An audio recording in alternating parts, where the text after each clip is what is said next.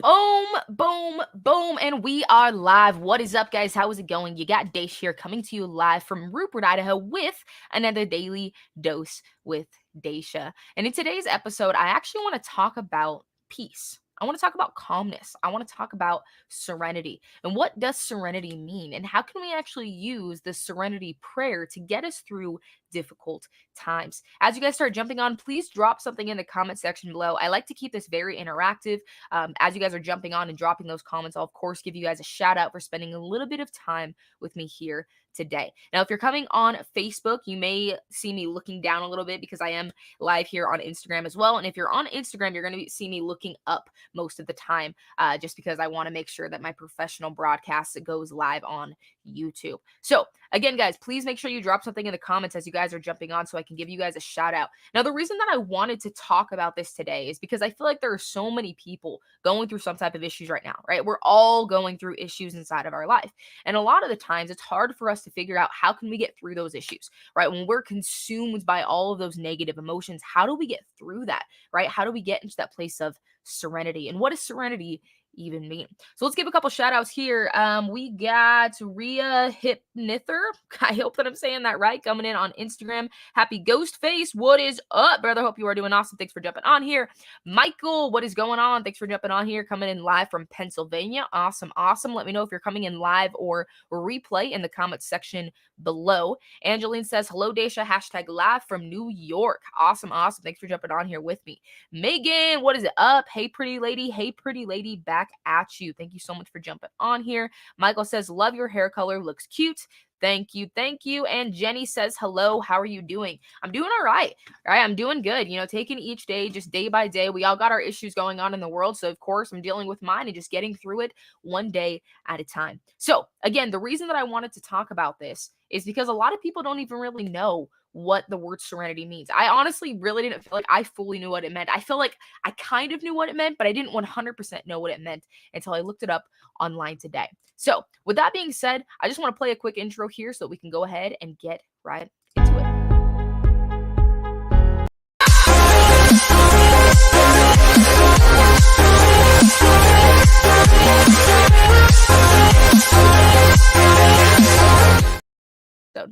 All right, guys, and we are back. So those of you jumping on my Facebook channel right now, make sure to head over to YouTube and type in Daisha Hanks and hit that subscribe button. What I'm trying to do is reach that 1,000 subscriber mark right now, and that way I can actually start getting paid for coming on these broadcasts with you, and they'll be more consistent, or well, not more consistent, but more often as well. So what does serenity actually mean? Right? That's one thing that I really didn't know until looking it up today right before this episode.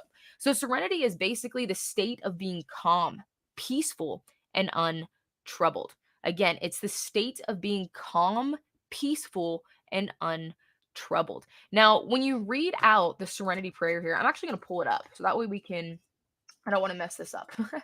I probably wouldn't, but just in case. So the serenity prayer goes, God grant me the serenity to accept the things I cannot change, courage to change the things I can, and wisdom to know the difference. Now, if we insert the meaning, right, or the definition of serenity, that's basically saying, grant me the state of being calm, peaceful, and untroubled for the things that I cannot change. Now, that is a really, really powerful statement because how often, right? How often do you run into an issue, run into trouble with someone or something, or a difficult time inside of your life, and you feel like you are overwhelmed? You feel like you maybe won't be able to handle or get through this type of situation. How often has that happened to you? I feel like this happens to me like once a week. It feels like over this past like 6 months, it's been difficult. It's been a hard time. I'm not even going to lie with you guys, right? But during those times, this serenity prayer has actually helped me, and a lot of people are like, Daisha, you pray, right? Like you're into prayer.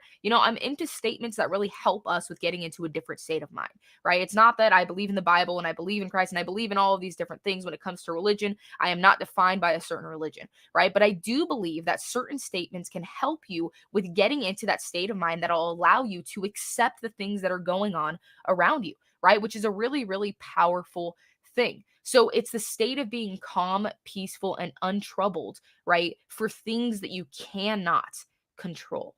and then the courage, right, to control or take action on the things that you can control, and then the wisdom to know the difference. Now, the wisdom to know the difference, I feel like this is a powerful statement, right? And the reason that I say that is oftentimes people want to control the things that they can't, right? They're like, this person is talking crap about me and it's making me feel bad, right? They want to control that person, or their kid or their spouse or someone that they love very, very dearly is doing something that is not beneficial to them, right? And they allow themselves to be consumed, right? And feel bad and feel upset or disappointed or depressed or have anxiety, right? Over another person's thing or a situation that they cannot control. Right. So, how do we kind of separate the two? And how do we do it to where the things that we cannot control, how do we make sure that we don't get consumed by those? So, really, I think the quickest answer, the most simple answer that I can give of really telling the difference, having the wisdom, right, to be able to know the difference between the two is really to stop in that moment, right? A lot of people when they are inside of a situation, a difficult situation at that, right? All they want to do is try to handle the situation at large, right? They get consumed, right? So instead of doing that, the best thing that you can do is to kind of step away from a moment, right? Step away mentally, right? Step away physically if you need to, and just calm down for a second, right? Instead of allowing all of these thoughts to rush through, instead of allowing all of these emotions to rush through you, right? Step back for a moment and just take a breather, right? Once you can actually breathe, right? Instead of allowing your breath to kind of control you, because your breath does, right? When you really notice how much your breath controls your emotions, right? When you are anxious, when you are frustrated, when you are angry, right? Your breath can be very, very shallow. It can be very short. Oh, hold on just a moment. Trying to get a call in here. All right, Instagram, we're back. Okay, so oftentimes when we're in those states of like anxiety or frustration or depression or whatever it may be, our breath can be very short, right? It can be very quick. But when you slow that breathing down, when you slow it down, you'll notice that your feelings, right? Your energy starts to slow down as well. And when you're in that state of mind of being calm for just a moment, what happens is you can ask yourself questions in a logical and rational way, right? Because when you're in a state of being frustrated and concerned and depressed and anxious, right? You're not in a state of rationalization, right? Oftentimes people will take action on things in a completely irrational way, right? Just because they aren't in the right state of mind. You'll see two spouses, right? They'll be in a massive fight and they'll start throwing some very nasty shade at each other, right? Saying that you're a piece of crap and screw you and get out of the house and da da da da da da da da, right? And then a few hours later, once they've calmed down and they've calmed their mind down, right? All of a sudden they're like, man, I shouldn't have treated that person in that way. I shouldn't have said those things. I didn't mean what I had said in that moment. So when you can step away from that situation for just a moment and calm yourself down, then you can start asking questions in a rational way. And that's really what it comes down to with knowing the difference is asking a simple question. And that simple question is this: can I control? Can I personally, right? Not can I go talk to this person to have them control to influence them, right? Not can I influence, but can I control the situation that is going on right now? So let's give an example, right? Let's say, hold on just a moment. Let me actually give a couple shout outs. D Poodle here on Instagram. Thanks for jumping on. Jack Robinson, what's up, brother? Hope you are doing good. Thanks for jumping on here. So let's give a situation, give an example. Let's say that two spouses, right? They are inside of this massive fight with each other, right? Maybe they've been fighting for a long time. They're in the middle of a divorce, right? And they have a kid as well, right? So the kid is going to be involved with everything. And it's just a massive fight breaking out. Right? They feel frustrated and irritated, and the other spouse is calling them a piece of crap, and the other spouse leaves, right? And let's say that you're the spouse in the house that is now having to deal with all the situations going on. Your kid is at home. You have to explain to them what's going on, right? Instead of freaking out, right? Instead of being frustrated with the situation, right? Your steps are to take yourself away for a moment. You know, sweetheart, I know that you want to know what's going on, but I need just a couple minutes. I'm going to go into the room for a couple minutes and then I'll come out and explain what's going on. You take a second and you breathe. You breathe. I know that seems so simple, and it is. It's good that it's simple, right? But you need to breathe. the next question that you're going to ask yourself is, can I control what is going on in this moment? Can I control them? Can I control what they are saying? Can I control what they are feeling? No, right? You can't control what they are feeling. And if you can't control them, right? What's going to happen if you continue to try to, right? If you're like, oh, you know what? If I just keep talking to him, I'll be able to calm him down. I'll be able to change his mind. I'll be able to change her mind, whatever it may be, right? If you're consistently doing this, guess what's going to happen? You're going to fall into insanity, right? Insanity is basically doing the same thing over and over again and expecting a different result, right? If you can't control the way that they think, if you can't control the way that they feel, and I'm not talking about influencing, but control, if you can't control the way that they are feeling, right, then what's the point in you being consumed by the emotions, you being consumed by the insanity that you are creating inside of your mind, right? Instead, just start reading out the prayer, right? Please give me, right? Grant me the serenity, right? Which is basically being calm, being peaceful, and untroubled, right? So grant me the serenity to accept the things I cannot change. And that's really all you have to do, right? Is asking yourself that question. Now, I know that's going to be kind of kind of hard for people to accept, Daisha. I can't just ask myself a question and all of a sudden I'm going to be calm. I get that, right? I totally get that. So if after asking this question, right, you don't feel calm, here's your next step. Your next step is really to ask yourself a second question. I know this may seem kind of weird, Daisha. How is asking questions going to help me with getting into a better state of mind? But just follow me here for a moment. When you ask yourself the question, what does it feel like to feel serenity? What does it feel like to be calm, right? Does that mean that I'm freaking out and talking really fast and my breath is really short? No, right? What does it feel like inside, right? Not on the outside, not what does it look like, but what does it feel like?